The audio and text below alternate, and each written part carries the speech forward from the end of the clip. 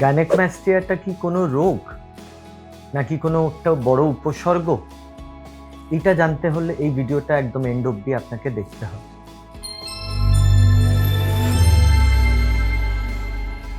এটা একটা ডেফিনেটলি একটা রোগ, কিন্তু এটা একটা কোনো মেজর রোগ না যেটার কোনো সুরাহ নেই।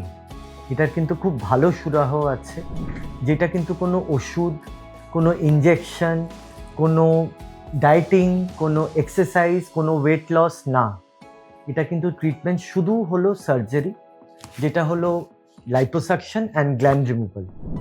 এইবার যেই জিনিসটা বলার জন্য এই ভিডিওটা আমি করছি মেইনলি, এই সার্জারিটা কিন্তু খুবই সিম্পল সার্জারি।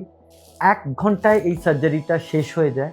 কিন্তু এই সার্জারির সবচেয়ে ইম্পর্টেন্ট স্টেপ হলো গ্ল্যান্ডটাকে রিমুভ করা।